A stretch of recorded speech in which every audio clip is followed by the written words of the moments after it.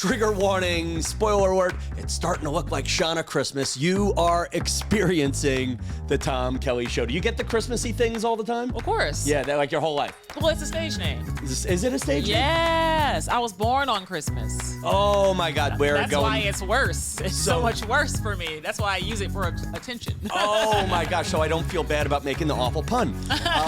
So I'll tell you guys about my guest.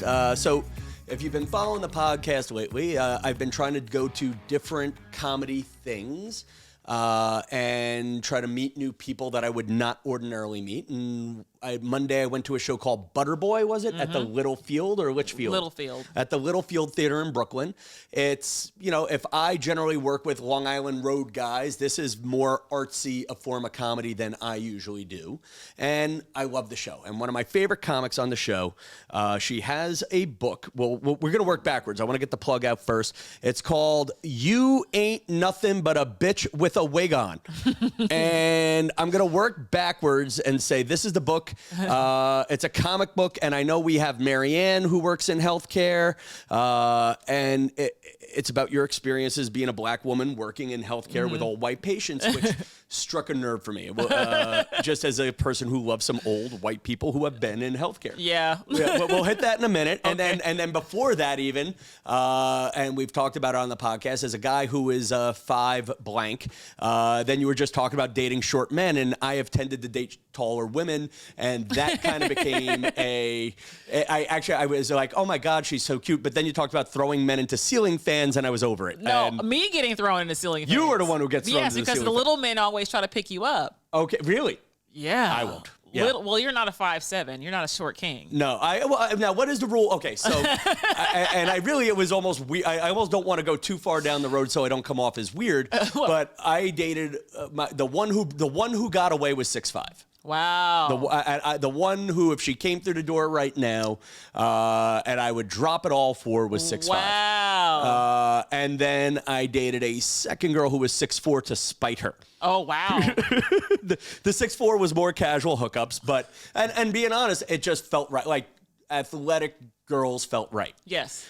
But you talk about it. You always were dating short guys. Well, I date whatever is left over because all the short girls want tall men. Yes. See, now I think tall men are a-holes. Well, as a short king, as a new self-proclaimed. Are you 5'7"? Is that the standard for short king? Well, you have to be 5'7" and under to be a short king. Yes. So then I'm nobody. Then that's my problem. I'm just so average. How tall are you? 5'10"? Okay, so I am 5'10". Yeah. Some days I feel 5'9"-ish. Well, depending on time of day. And my dating profiles now say 5'11". Okay.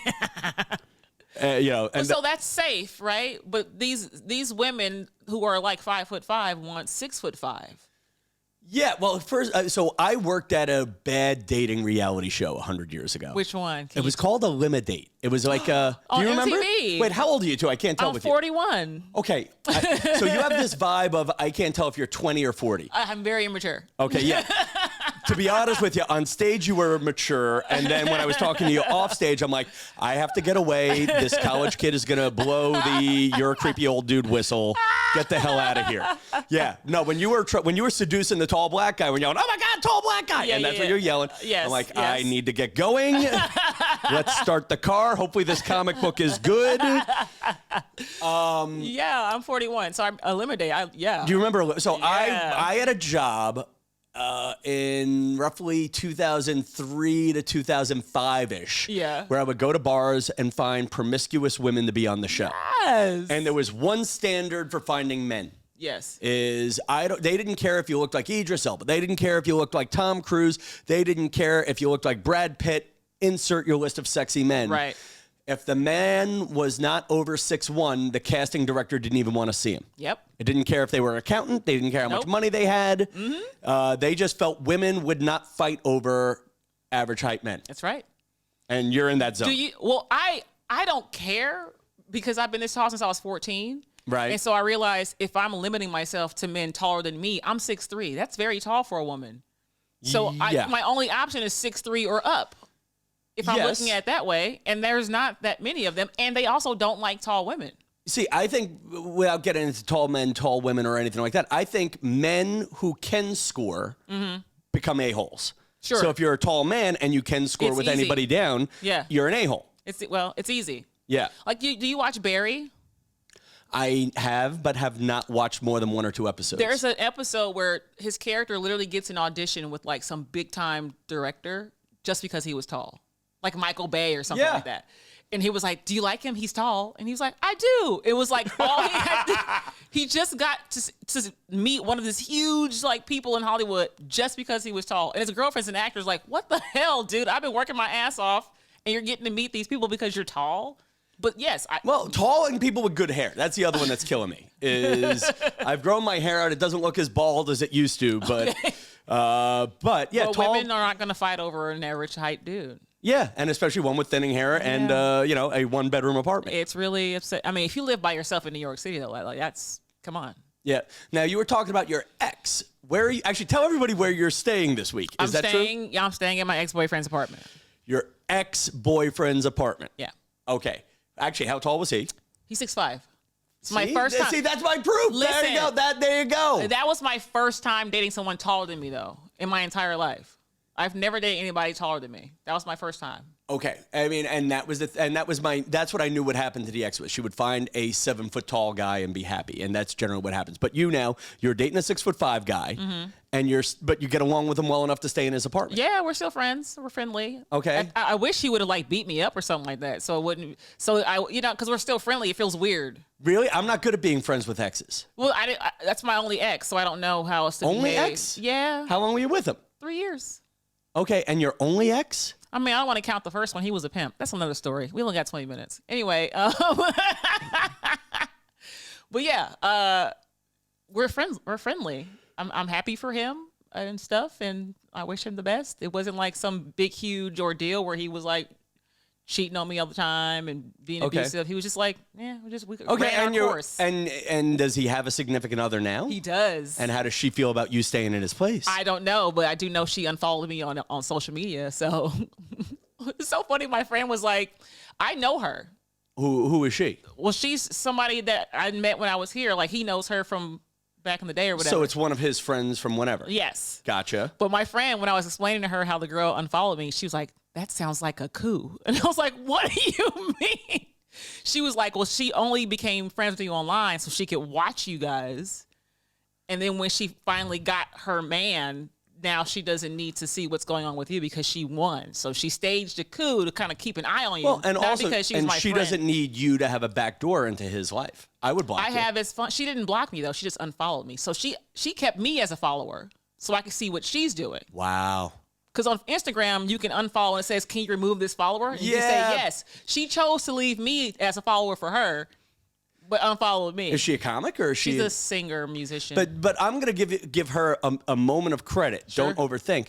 I just unfollowed 300 people. Just randomly. I just went through the list. If the name didn't look familiar. That wasn't random. You feel she knows me. Happens. So going through your life and career, your mom's from Trinidad. Yep. Dad, 2-time Vietnam vet from Louisiana. Yeah. You're born down south, born in Vegas. Born in Vegas. Mom and dad meet somewhere. Meet in Germany. They met in Germany because that's got married in Germany. Because that's where you meet all the good Trinidadian girls. Yeah. And they moved to Vegas. I moved to Vegas in 1971. And you're born now roughly 1980. 81. The very last month of the year. A week before the new year. And you went to college for which tall girl sport? Basketball? Volleyball. Yeah. Okay. And does that irritate you that people assume you played sports because you're tall? No, it's only that they assume I played basketball is the problem. Because they just eliminate all the other sports that tall women can play. So they just assume I'm a black woman. It has to be basketball because that's all we can play. What made you pick volleyball, though? Because volleyball is a weird sport. Well, because not a lot of black people were playing it. Is that it? Mm-hmm. Because I felt like there was more opportunity in basketball for anybody. No? Well, they just started like WNBA. Like that's relatively you're right. new. Women our age, and I think it was my senior year that the WNBA started. It wasn't that big of a thing to give women even a pro league, but volleyball players could go pro. AVP, beach. Yeah. You can go overseas and play like the women's basketball teams do. Did you go pro at all? No, I didn't start playing volleyball until I got to high school, which is way too late to start playing. So I got lucky that I could play in college, but I wasn't that great. And then you went to school for occupational therapy. God, I changed my major like 8 times. So I went to school to be a nurse. And then once I started doing nursing, I was like, I don't think I like this part of it. Like, I want to help people, if that makes sense. No offense to nurses, but a lot of places they just kind of give meds and then leave. Where I want to spend time with people. Right. So once I figured out that therapy was a route that I could take where I could have more of an impact on people, that's when I decided to do therapy. So. Yeah, and that's what I loved about your act. I mean, I also love the "Stop Calling Me Brittany Griner" jokes. Yes, that's new. I'm only using that for the time being because she's all in the news. She's in the news. I think that people are already starting to forget, which is scary. Yes. So it'll probably wear off soon, which I'll be glad for. Because when the WNBA started, I was always Lisa Leslie. That was the first tall black lady. And she's 6'6". Okay. But people would say, oh, it's Lisa Leslie. I'm like, she's taller than I am. Yeah. And why would she be here in this Walmart? Like, what? You know what I mean? Like, people just see a tall woman and assume that's the only tall woman that exists. And that has to be Brittany. There's no other one. And I'm like, they make a lot of us in the world. There's a whole league of them that play basketball. Like, I had a friend of mine, his older brother on Long Island was mistaken for Scottie Pippen. Yeah. And that just brought me joy. I don't know, the first time I heard that, first of all, I love saying Scottie Pippen. It's just a fun name to say. And then, honestly, my friend was a little upset. He didn't think he looked enough like Scottie Pippen and basically was screaming, racist white kid. And that's probably also where I learned that lesson, too. Yeah. But that said, I do like the idea of just walking into a room and someone yelling, oh, my God, it's Scottie Pippen. Yeah. But Brittany Griner's a good name to be yelled out at, no? Not since she just got back from prison. And she doesn't look like me at all. No, I don't know. I mean, I'm trying to think like I used to get Dude from Blue's Clues and Jeremy Piven. And my hair's gray now and I'm older and fatter. Oh, okay. I'm like, I don't see any of those. I don't see either of those either. I'm getting Michael Cohen, to be honest. Which one is he? That's Donald Trump's lawyer that went to jail. Yeah, so there you go. I'm getting consigliere. I'll take consigliere vibes. Yes. Consigliere vibes. But you went into OT. Yeah. Right? How many years did you actually do an OT? 10. And 10 listen, years. and the comic book. You ain't nothing but a bitch with a wig on. Yeah. You can buy it at, what's the website? NothingbutaBitchbook.com. Which, it's funny, I tried to get that domain name for the podcast, and that's where it went. NothingbutaBitchbook.com. NothingbutaBitchbook.com. I found it real for me. I've spent a lot of time around the nursing homes for a bit, and a lot of the people who took care of the old people I loved were black people taking care of white people. And without naming which person in my life was making trouble, and I forgive that particular person making trouble because she kind of grew up the way your mom did. She grew up with only white people and didn't meet a black person until she was 20-something. Blah blah blah. Grew up not speaking English. There was no integration, meeting people or anything like that. So all you knew were the stories that were stories that were stories, and that particular person did not pass her ignorance down the road, which is something to be remembered too. But that said, I feel bad for the women who had to take care of her. That had to be hard for you. I mean, it's so interesting because I worked in so many states, California. Really? Yeah. Okay, I didn't realize. So this book is about almost all of the experiences. So this book is going to be your TV show. You know that, That's right? what that reason why I made this book is because I don't know how to write a script. And so this is my what's that called? Intellectual property or whatever. No, and this is something. It's like a jumping off point to make a TV show out of it. If you work in a nursing home, this is a gift for somebody, people. Yeah. It's or if you have a friend who works in healthcare, a friend who's a frontline worker, whatever the phrase is this week. Yeah. This is a gift for them. Yeah. Because I've worked. Because it's not just, and actually, you know what's funny? The way you sold it on stage is not what the book was. You sold it on stage as, and I still want to ask these questions about, what it's like to be black taking care of a racist white person was what you said on stage in comedy. Well, no, I said that the book has dementia, nudity, racism, like your grandparents. Whatever it was on stage, this is so much broader and gentle and good for everybody. My joke about being the last black person that the racist person. Yeah, tell them that so that way we can do that. Yeah. I joke about nursing homes and how I get to be the last black person that an old racist person sees before they die. Big laugh. Yeah.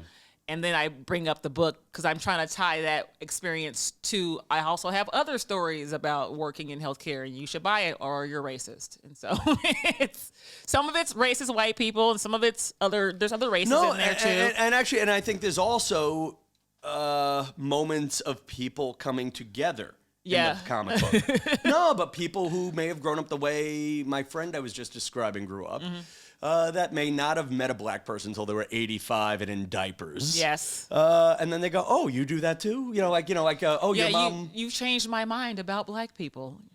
Yeah, maybe you don't need to spell it out. But when you you're did. older, they don't have a filter, right? Yeah. And they feel like after you do an hour of therapy with a person, they feel like they have a bond with you now. I'm seeing you at your worst. You're sick. You need somebody to be patient with you and to help you. And then you go, wow, I didn't realize that black people could be nice people. Because my mom told me you guys are all violent baboons or some shit. No, and let's take that. Yeah. What is it like having to bear that responsibility in addition to healing a person? You don't even realize that's your responsibility, but because other people, it's so strange. My friend is Canadian. We talk about race a lot because he doesn't understand America at all. He's like, this is weird. But he's like, being black is a political statement. And I'm like, I'm not political.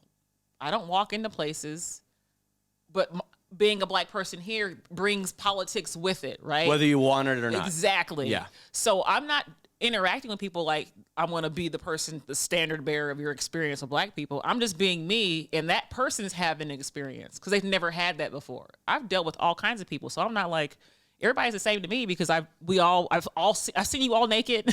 I've seen what happens to our bodies. I've had so many conversations with people, and so for them, it's like this is my first time being exposed to somebody like you, and my only interactions before that have been television. Yeah. Or just the random things at a store or something. I don't really... Yeah, if they were lucky enough to have watched the Jeffersons or Good Times in the 70s. But or the television is showing them bad things, right? You're only seeing on the news or Chicago. You know what I mean? Like all you hear is just black people doing bad stuff, depending on what you especially watch. back then. Yes, and so if that's all you know, and then you meet somebody who's not any of those things that you've heard or been taught, it's like a light bulb for them to be like, oh, wow, I was walking around with this like irrational fear or whatever this whole time. And here you are like so nice to me. And I just like want to hang out with you. Were a lot of your experiences as an OT light bulb experiences for people, or were they less than light bulb experiences? I think it varies. Yeah. Sometimes I realize, even doing therapy on black people, we're so I don't know. It's so hard to ask for help, especially with older black women or even the men. Sometimes are just like therapy is good and you don't have to be this tough guy all the time. Like there's a lot of this mental stuff that goes with the physical, right? They say that rehab is 80% mental. If you've got a mental block, you can't do anything. If you're being stubborn or you don't want to take help or if you don't want to get well, then all that stuff is tied into each other. And so I spend a lot of time just like talking to people first to get their trust and then being like, now can we try to stand up? Yeah. You know what I mean? And so I've learned just kind of working with all kinds of people that we're all like the same. And for them, they would have moments where like, oh, thank you for working through this anxiety or I'm depressed or because then all of a sudden in 4 weeks they're up and walking and you're like, I helped you get there, but it took some of that accepting what's going on and trying to push through it, which I never knew I could do because I grew up in a family where they say, you're weak or what, that kind of. Yeah. So there was always these moments like that, whether it was race or it was just gender based or just age related or, people come to you with all these years of history, right? Yeah. All this life they've lived and society has changed and they're trying to adapt to it. And they're also realizing that they're suddenly old because no one told you. Right? Yeah. So there's a lot happening for these people. And you have somebody that's like listening to them and making them laugh. And they go, this has been really good for me for my mental health. And then it kind of translates to them physically getting better. So when I saw you on stage, I got the vibe of a woman who was irritated with healthcare and decided to become a comedian? Yeah, I mean, I started therapy honestly on like a whim. I've always been kind of a funny person. And somebody was like, you should try comedy. So you mean you started comedy on a whim? Yeah. Okay. So, because Where was your first set? Where? Yeah. In Vegas at a strip club. Jeez. Okay. You know, sometimes you ask that question and it's something good. How did that happen? Well, I remember saying, you know what? People keep saying you should do comedy. You're funny. You should try it. I'm like, it looks scary. I don't think I want to. And I was like, you know what? I'm going to try it. I look up online. I'm like looking for open mics in Vegas. And it was like one at Sapphire Strip Club. Okay, they're a chain. There's one on the east side. Oh, is there? Just drove past it last night. Yeah. Awesome. Right by, and actually, it was right near the old Dangerfields Comedy Club. Oh, they closed. I forgot about that. Dangerfields is closed, and part of what killed Dangerfields was the strip clubs were closing. A lot of Dangerfields' money came from people going to Dangerfields before or after the strip club. Wow, because they had those macaroni and cheese mozzarella stick thingies. They're really good. Anyway, macaroni and cheese balls. Okay, but yeah, so wait, your first set was at a strip club as a woman. That has to be icky. No, I love strip clubs. But also, Sapphire in Las Vegas, it's like the world's largest strip club. They have a pool. They have like an actual restaurant. They have a showroom that's separate from the dancers. Okay. Where you can watch like UFC fights and football on Monday nights. Okay. So that's where they had the comedy show at. There was no strippers there. And there were no strippers. Right. The strippers are on one side, and then you walk into a showroom. It's just like a regular room. So nobody yelling, take it off or anything creepy? No, but I always joke that, like, if I have a bad set, then I'll just go across the hall and try to make up for it. Okay. So I did 3 minutes, and I think I might have been halfway through my 3-minute set, and I got this feeling where I'm like, I'm supposed to be up here. And then ever since then, I just did comedy, and I still work. But, yeah, my first set was there. Wow. Wow. Well, because that sounds like the kind of show you have to do once. Yeah, and I did it a few times because I knew that I had proved myself to be funny, so they would give me 5 minutes next time. Yeah. Because it was 3, but I got 5 because I was so impressed with the first time. And now here you are. You have a comic book. You're traveling around. You're playing trendy rooms. Mm-hmm. What's the next step for you? I definitely want to get into writing and acting, obviously, and I'm going to produce a half hour this year. On the book? No, just a stand-up special. Okay. Yeah, that's my goal this year. I love it. Well, listen, the book is... Actually, what's the website for the book again? NothingbutaBitchBook.com. And how much does this book cost? How much does it cost on the line? On Amazon, it's $15. You charged me $20. Because I signed it. And I want to just point out, this is a point of contention. I don't see your name anywhere except for the word thank you. Shanna Christmas, right there. Okay, that is... Do you want me to sign it again? I mean, I would need to authenticate this somehow. That's what it looks like. My handwriting sucks. Right. I worked in healthcare. Here.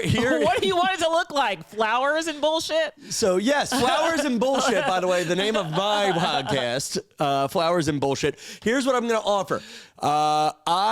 If you comment on my latest Instagram post with the Instagram reel, not even post, my latest Instagram reel with the word wig, I will put you into a raffle.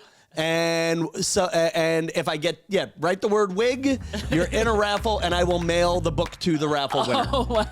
No, but it's worth it. This is a book to give to a friend. I know who I should mail it to, but I don't care enough to do it. All right, so listen, that's the show. Listen, comment on YouTube if you're watching this on YouTube. Hit the subscribe button, but good God, we're 20, 30 minutes in. You should have subscribed already. Seriously. And show love where love can be shown. New episodes every Monday and Wednesday on the audio podcast and lives on the night before, Sunday and Tuesday nights. And until next time, friends, good night, Vegas. Oh. See, I did that to you. We don't go to sleep there, actually. We don't go. God damn it. New Yorkers go to sleep, but Vegas people. Yeah, now we close at 11 now. Yeah, not Vegas. Yeah, Upper West Side's done by 10:30. Oh, wow. Good job, my friend. Thank you. Hit stop on the thing, make sure it digitizes or whatever.